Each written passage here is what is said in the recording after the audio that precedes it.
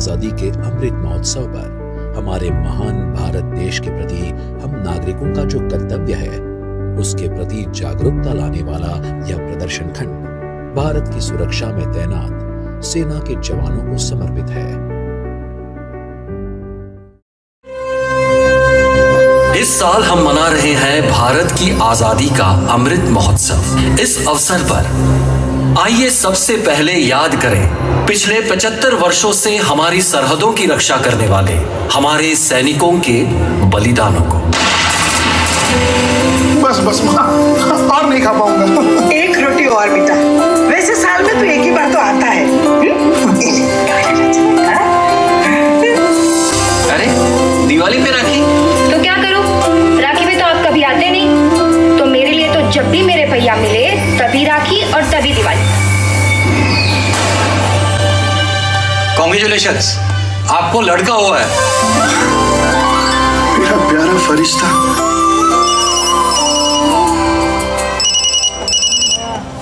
Yes sir.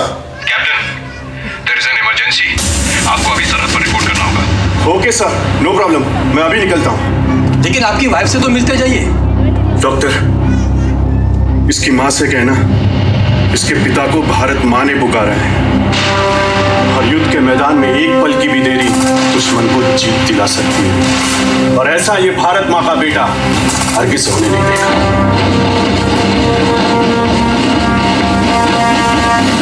टुकड़े को दिल से जुदा किया, आंख से बहते आंसू को जज्बे से पोंछ दिया। वतन से बढ़कर किसी को नहीं चाहा, इस मिट्टी से हंसी किसी को नहीं पाया। हमेशा दिल से सिर्फ एक आवाज आई, मां बस तेरे आ जाऊं काम, तुझ पे हंसते हंसते हो जाऊं कुर्बान। कभी महलों की नहीं रखी ख्वाहिश, कभी मखमली बिछोने की नहीं की फरमाइश, कभी त्योहारों के जश्न नहीं देखे, कभी बच्चों के बचपन नहीं देखे। हमेशा दिल से सिर्फ एक आवाज आई, मां बस तेरे आ जाऊं काम, तुझ पे हंसते हंसते हो जाऊं कुर्बान। तपता रेगिस्तान हो या बर्फ का तूफान हो, समंदर की लहरें हों या जंगलों के घेरे हों, इनके कदम ने रुकना नहीं सीखा, किसी के आगे झुकना नहीं सीखा। ये खून की होली खेले, हंसते हंसते सीने पे गोली झेले, देश के खातिर जिंदगी पाई, दिल से बस ये आवाज आई, मां बस तेरे आ जाऊंगा, तुझ पे हंसते हंसते हो जाऊं कुर्बान। भारत मां से बढ़कर कोई रिश्ता नहीं, इस पे मर मिटने वाला मर के भी मिटता नहीं। सैनिक की एक एक सांस देश की सुरक्षा के लिए समर्पित है, लेकिन किसी भी देश को आगे ले जाने के लिए केवल बाहरी सुरक्षा पर्याप्त नहीं होती, उसे अंदर से भी मजबूत बनाना होता है। और उसके लिए सिर्फ सरहद पे डटे सैनिक काफी नहीं है, उनके साथ हम सबको भी, भारत के एक एक नागरिक को भी सैनिक बनना होगा। हम भी भारत के सैनिक हैं, इस सोच से काम करना होगा। शायद आप सोच रहे होंगे कि हम तो साधारण नागरिक हैं, कोई जॉब करता है तो कोई बिजनेस, कोई दुकान संभालता है तो कोई घर, तो हम भला कैसे सैनिक बन सकते हैं? बन सकते हैं, हम भी सैनिक बन सकते हैं। पापा!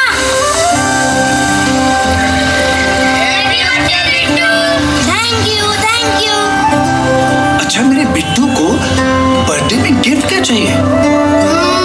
Teddy bear. श्योर, तो आज शाम को पापा टेडी बेयर के साथ कितने काटूंगा? आज मैं शाम को 4 बजे ही आ जाऊंगा और आपके लिए मार्केट से रसगुल्ले लेकर आऊंगा। बहुत पसंद है आपको? लव यू बेटा, खूब खूब खुश रहो। अच्छा, अभी पापा ऑफिस के लेट हो रहे हैं तो निकलते हैं। बाय पापा। बाय।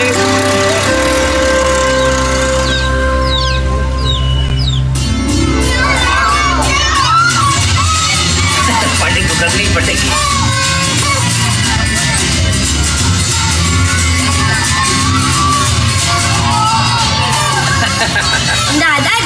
जी बेटा। पापा अभी तक क्यों नहीं आए? पापा बस आ ही रहे होगे, मेरी अभी बात हुई उनसे। ऑफिस से निकल चुके हैं, वो मिठाई की दुकान है ना, बस वहाँ थे। पर पापा ने तो कहा था 4 बजे तक आ जाएंगे और अभी तक नहीं आए। बेटा पापा आने ही वाले। चलो तो अपने दोस्तों के साथ केक काटने की तैयारी करो, आओ। अब फोन आ गया। हेलो, क्या एक्सीडेंट? कब, कैसे, कहाँ? हाँ हाँ, हॉस्पिटल पहुंच रहे हैं।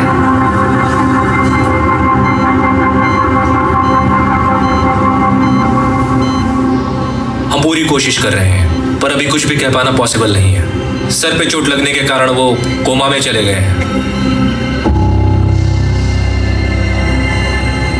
काश विपिन ने मेरी बात मान ली होती। वैसे बिट्टू टेडी बियर देख के खुश हो जाएगा। रसगुल्ले देखकर ज्यादा खुश हो जाएगा। मेरे साथ घर तो चल रहा है तू? नहीं यार, मैं अभी नहीं आ पाऊंगा, मैं शाम को आता हूँ। बच्चों को भी तो लाना है भाई। अरे हाँ, पार्टी का मजा तो बच्चों के साथ ही है। तेरा हेलमेट कहाँ है? डिक्की में। गजब आदमी हो यार, डिक्की में रखने के लिए हेलमेट खरीदा है। निकालो यार, पहनो। अरे यार 10 मिनट का रास्ता है, फिर से उतारना पड़ेगा, और हेलमेट लगाना मुझे पसंद नहीं है। वो तो बिट्टू ने दिया था तो मैंने लगा लिया था। लेकिन फिर भी सेफ्टी। अरे लेकिन छोड़, ये हेलमेट का बेकार का बोझ सर पे लेके कौन घूमे। अच्छा बिट्टू मेरा वेट कर रहा होगा, तुम शाम को टाइम पे पहुंच जाना। Okay bye. चल बाय।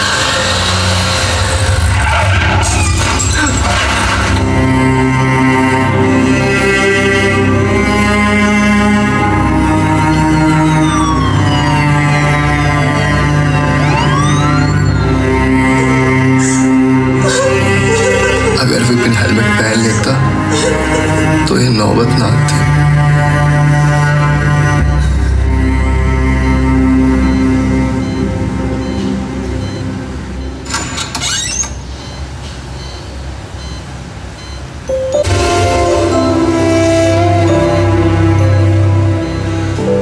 आज मैं शाम को 4 बजे ही आ जाऊंगा। आपके लिए मार्केट से रसगुल्ले लेके आऊंगा।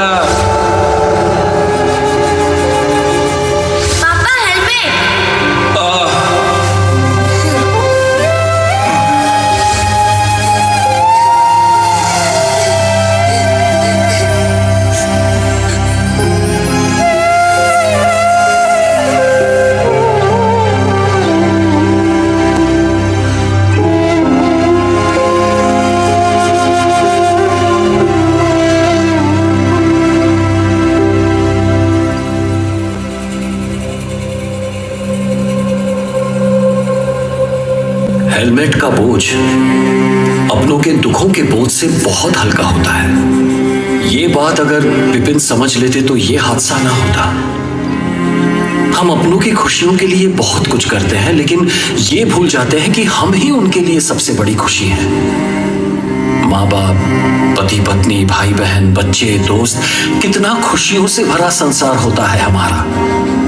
पर ये सारी खुशियां हम सिर्फ एक लापरवाही से एक पल में तबाह कर देते हैं। केवल भारत में ही सड़क दुर्घटना में रोज 400 लोग मरते हैं। कभी मोबाइल पर बात करते करते ड्राइविंग करते हुए, कभी बिना सीट बेल्ट के गाड़ी चलाते हुए, कभी सिग्नल तोड़ते हुए, तो कभी स्टंटबाजी करते हुए।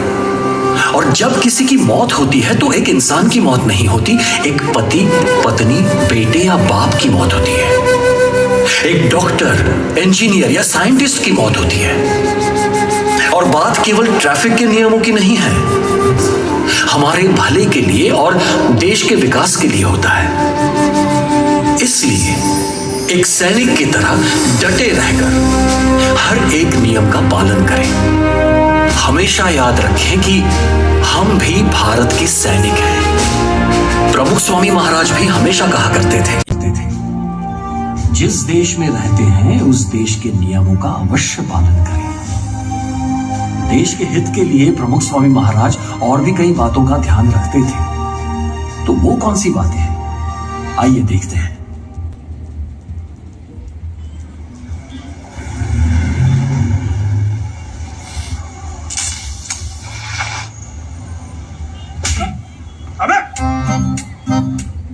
अबे थप्पड़ क्यों मारा? मैंने नहीं मारा, अपने आप चल गया यार। अपने आप कैसे चल सकता है? तू मेरा यार है, फिर भी तूने मुझे मारा। मैंने नहीं मारा यार, अपने आप चल गया। ठीक है। अबे ढोल की तरह मुझे बार बार क्यों पीट रहा है? मैं सच बोल रहा हूँ यार, मैंने नहीं मारा, अपने आप चल गया। अबे अपने आप तो तेरा दिमाग भी नहीं चलता, दिमाग तो फिर थप्पड़ कैसे चल गया? पता नहीं यार ये क्या हो रहा है। तूने जानबूझकर मारा, मैं तुझे नहीं छोड़ूंगा।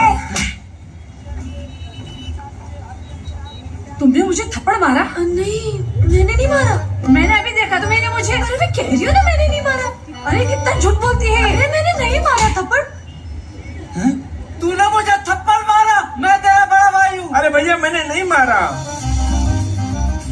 अरे ये क्या कर रहे हो? अरे छोड़ो मुझे। अब तुम्हारे हाथ नहीं चलेंगे। छोड़ो मुझे। नहीं पाओगी तुम अब। मारा मारा मारा। नहीं, मैंने थप्पड़ नहीं मारा। अभी मारा। भाई मत लड़ो, ये सच कह रहा है। यहाँ आसपास में भी कई लोग ऐसे ही लड़ रहे हैं। लोगों के हाथ अपने आप चल रहे हैं। अरे मेरा अपना हाथी मुझे क्यों मार रहा है? जरूर यहाँ कोई भूत प्रेत का साया है जो सबको आपस में लड़ा रहा है। हाँ अरे भूत नहीं है, जरूर कोई वायरस फैला रहा है। थप्पड़ वायरस। ये वायरस हाथों में घुसता होगा, तभी सब एक दूसरे को थप्पड़ मार रहे हैं। अरे फालतू बकवास मत करो, बहुत बड़ी मुसीबत आने वाली है। हाँ, अगर तुम लोग नहीं सुधरे तो जरूर बहुत बड़ी मुसीबत आने वाली है। ये कैसी आवाज आ रही है? कौन है आप? ये पक्का मिस्टर इंडिया होगा, तभी दिखाई नहीं दे रहा। अरे मेरा पड़ोसी भी दिखाई नहीं देता उधार लेने के बाद। ये मल्लू होगा। ना मैं मल्लू हूँ, ना ही कल्लू हूँ, और ना ही मिस्टर इंडिया।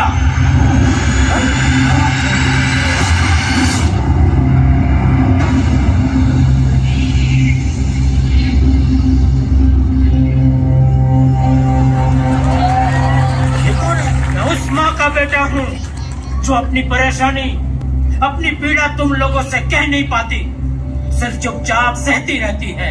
इसीलिए मैंने तय किया है कि अब से जो गलती करेगा उसे यूं ही सजा मिलेगी। अरे भाई, न हम आपको जानते हैं न आपकी माँ को। आपको कोई गलतफहमी हुई है? वो सिर्फ मेरी नहीं, तुम्हारी भी माँ है। इस देश के हर इंसान की माँ है। हर इंसान की माँ? वो कौन है? जिसे हमने भुला दिया है, जिसके कारण तुम यहाँ पे खड़े हो, जो हजारों लाखों सालों से हम जैसों का बोझ उठाती आ रही है। धरती माँ। पर धरती माँ का हमने क्या बिगाड़ा है? अभी बताता हूँ। ये देखो, ये यहाँ किसने फेंका?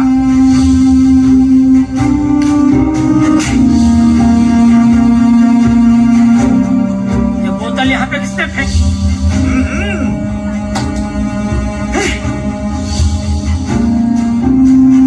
ये प्लास्टिक की थैली, ये यहाँ पे किसने फेंकी?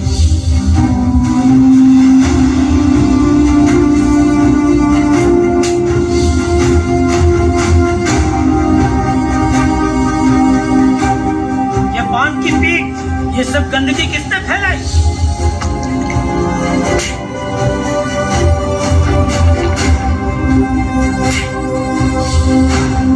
ये सब हमारा किया कराया है। हमारे आसपास हर जगह डस्टबिन लगे हुए हैं, लेकिन हमें वहां तक जाना ही नहीं है। हमारे सामने कचरा पेटी पड़ी होती है, फिर भी हम कचरा पेटी में नहीं, बाहर ही फेंकेंगे। क्यों? हम अपने घर को अपना समझते हैं, इसलिए उसे साफ सुथरा रखते हैं। तो क्या हमारा मोहल्ला, हमारा शहर, हमारा प्रदेश, हमारा देश, ये हमारे अपने नहीं है? क्या इसे साफ सुथरा रखना हमारी जिम्मेदारी नहीं है? हम इतने लापरवाह कैसे हो सकते हैं? मीलों का प्रदूषित धुआं हवा में छोड़कर हवा को गंदा कर दिया। फैक्ट्रीज की गंदगी को नदियों में छोड़कर नदी का साफ सुथरा पानी गंदा कर दिया। केमिकल वाला कचरा जमीन में डालकर जमीन को गंदा कर दिया। हमारा भारत देश तरक्की करता है तो हमें गर्व महसूस होता है, लेकिन ये जो एक बात है, इससे हमारा सर शर्म से झुक जाता है।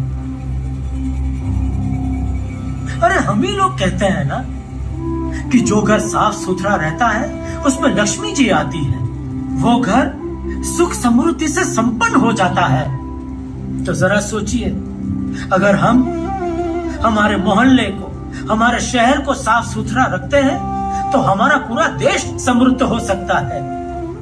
और इसमें कोई कठिन बात नहीं है, हमें सिर्फ मन से तय करना है कि हम कचरा पेटी में ही डालेंगे। इससे न गंदगी होगी, न ही डेंगू मलेरिया जैसी घातक बीमारियां फैलेगी और न ही किसी की जान जाएगी।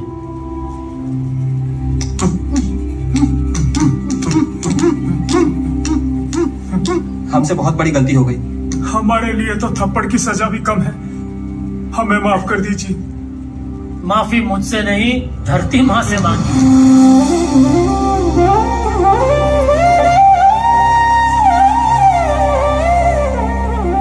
अब वादा करो कि आइंदा आप लोग गंदगी नहीं फैलाओगे, अपने आसपास स्वच्छता रखोगे और हर साल अपने जन्मदिन पर एक पौधा लगाओगे। हम धरती माँ से वादा करते हैं, हम अपने आसपास गंदगी नहीं फैलाएंगे, इसे साफ सुथरा और स्वच्छ रखेंगे।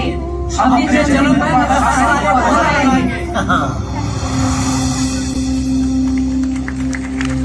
दोस्तों, हमारा ये मन बड़ा ही विचित्र है। बिना काम की वीडियोस देखने में इसे आलस नहीं आता, लेकिन कचरा फेंकने के लिए डस्टबिन तक पहुंचने में इसे आलस आता है। सरकार कूड़ेदान रखती है, व्यवस्था करती है, लेकिन वो मन ही है जो हमें वहां पहुंचने ही नहीं देता। देश को स्वच्छ बनाने के लिए एक सैनिक बनकर इस मन से लड़ना बहुत जरूरी है। वो चाहे कितना भी जोर क्यों ना लगा ले, उसे परास्त करके हमें कूड़ेदान तक पहुंचना ही है। भूलना नहीं है, हम भी भारत के सैनिक हैं। प्रमुख स्वामी महाराज ऐसे ही एक सैनिक थे जो स्वच्छता का पूरा ख्याल रखते थे और रखवाते थे। उनके इसी सद्गुण के प्रभाव से उनके द्वारा निर्मित मंदिर भक्ति के साथ साथ स्वच्छता की मिसाल भी बने हुए हैं। प्रमुख स्वामी महाराज देश की सेवा के लिए और बात भी सिखाया करते थे। तो आइए अब उन बातों की तरफ चलते हैं।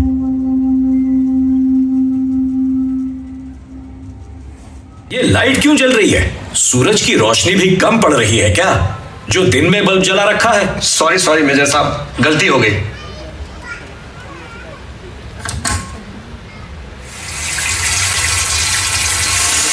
अरे मुन्ना, ये बाल्टी भर गई है, नल तो बंद करो। कितना पानी बह रहा है। सॉरी मेजर साहब। अरे मेजर साहब आ गए। दादाजी, यहाँ क्या हो रहा है? बेटा, आज शहीद दिवस है। जो लोग देश के लिए अपनी जान दे देते हैं, उनकी याद में शहीद दिवस मनाते हैं। उन शहीदों को आज हम माला चढ़ाएंगे। दादाजी, जब आप आर्मी में थे तब आपने भी कई सैनिकों को शहीद होते हुए देखा होगा ना? हाँ बेटा। अरे भाई, आज छुट्टी है तो चलो कोई फिल्म देखने चलते हैं। हाँ भाई, शहीद दिन का कार्यक्रम तो निपट गया। परिमल, ये क्या बोले तुम? कार्यक्रम निपट गया? तुम यहाँ कार्यक्रम निपटाने आए थे? जवानों की कुर्बानी को मजाक समझ रहे हो? अरे नहीं मेजर साहब, हमारे कहने का मतलब ये था कि कार्यक्रम तो पूरा हो गया, तो हम तो फ्री हो गए ना। तुम्हें क्या लगता है केवल माला चढ़ा देने से इन शहीदों की आत्मा को शांति मिल जाएगी? तो और करे भी क्या? अब हम आपकी तरह सेना में तो है नहीं जो बॉर्डर पर जाके बंदूक ताने खड़े रहते। अब तो बेकार में भड़क रहे हो। बेकार में? हाँ, बेकार में भड़क रहा हूं, इसलिए क्योंकि मैंने जवानों को देश के लिए मरते हुए देखा है। आप लोगों की सुरक्षा के लिए अपनी जान देते हुए देखा है। और आप लोग हैं जिसे देश के लिए कुछ नहीं करना। लेकिन मेजर साहब, हम कर भी क्या सकते हैं? जितना कर सकते थे कर दिया। नहीं, जितना कर सकते थे उतना नहीं किया। मैं रोज देखता हूं आप में से कईयों के घर की लाइट दिन में भी जलती रहती है। और आकाश जी, आप शेविंग करते वक्त कितना पानी बर्बाद करते हैं? आपके घरों के नलों से पानी बहता रहता है, पर आप टूटी भी नहीं बदल पाते। लेकिन मेजर साहब, पानी का उपयोग करता हूं तो पानी का टैक्स भी तो देता हूं ना। हाँ, और हम भी तो बिजली का बिल भरते हैं, तो फिर जैसे चाहे इस्तेमाल करें। कम से कम बिजली की चोरी तो नहीं करते। तुम लोग पढ़े लिखे हो के ऐसी बातें कर रहे हो। अगर आज पानी की बचत नहीं की तो इसकी एक एक बूंद के लिए हमारी आने वाली पीढ़ी को तरसना पड़ेगा। 20 साल पहले 40 फुट की गहराई से आने वाला पानी अब 90 से 100 फुट नीचे जा चुका है। खतरा हमारे सर पे मंडरा रहा है, लेकिन हम देख नहीं पा रहे। तुम्हें पता है 2025 तक पानी की कमी से 3 अरब लोग प्रभावित होने वाले हैं। जल्द है तो कल है, इस बात को मत भूलो। आप धन दौलत से मकान गाड़ी तो बना सकते हैं, लेकिन पानी नहीं बना सकते। बात तो ठीक कह रहे हैं मेजर साहब, पानी तो हम नहीं बना सकते क्योंकि ये तो भगवान की देन है। हाँ, तो फिर चिंता करके भी क्या होगा, हमारे हाथ में तो कुछ है ही नहीं। पानी बना नहीं सकते पर बचा तो सकते हो।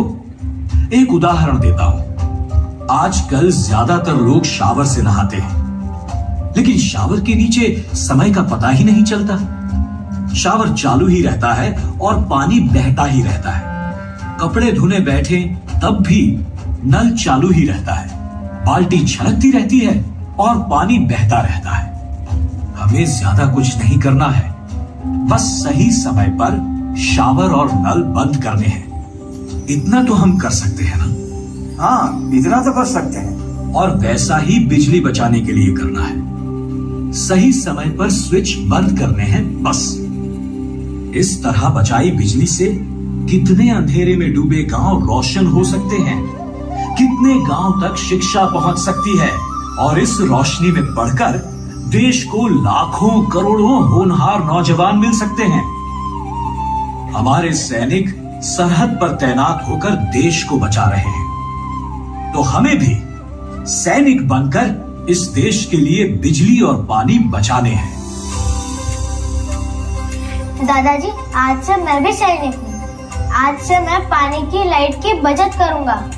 कभी पंखा, ट्यूबलाइट या बल्ब को चलता नहीं छोड़ूंगा। दादाजी, मैं भी देश का सिपाही हूँ। मैं भी पानी बिजली के साथ सफाई का भी ध्यान रखूंगा। मेजर साहब, हम सब भी आज से भारत देश के सैनिक हैं और आज से हर उस बात का ध्यान रखेंगे जो देश के विकास के लिए जरूरी है। क्यों भाइयों? बिल्कुल। शाबाश मेरे सैनिकों, ये मेजर आपको सलाम करता है।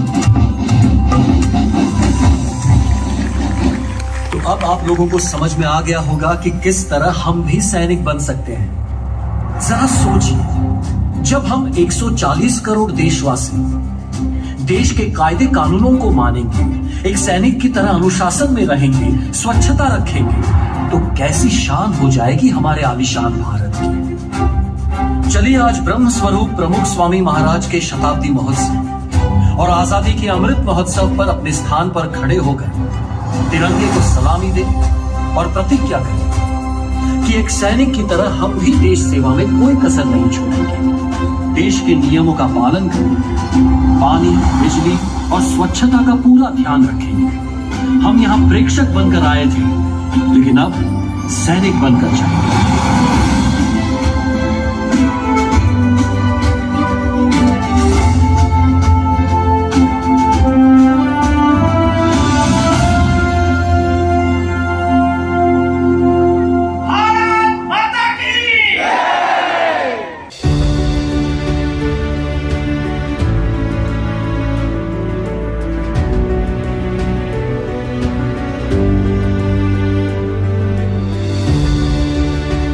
આ કાર્યક્રમની અંદર માત્ર એક નામ જ નથી પણ એક એવો સંદેશ છે કે જે સમગ્ર ભારતના દરેક વ્યક્તિને ખરેખર સમજવા જેવો છે। આ શો એટલો પ્રેરણાદાયક છે કે મને એમ લાગે છે કે સ્કૂલમાં પણ આપણે એ બતાડીએ છોકરાઓને નાનપણથી જ। અહીંયા ભારત દેશનું બી નિર્માણ થઈ રહ્યું છે અને માનવ શક્તિનું બી નિર્માણ થાય છે। કે આ સરસ શોમાં એક સામાન્ય નાગરિકમાંથી મને સૈનિક બનાવીને બહાર મોકલી છે। એક નાના કાર્યમાં કેવી રીતે હું સૈનિક બની શકું છું એની મોટી પ્રેરણા આપી છે।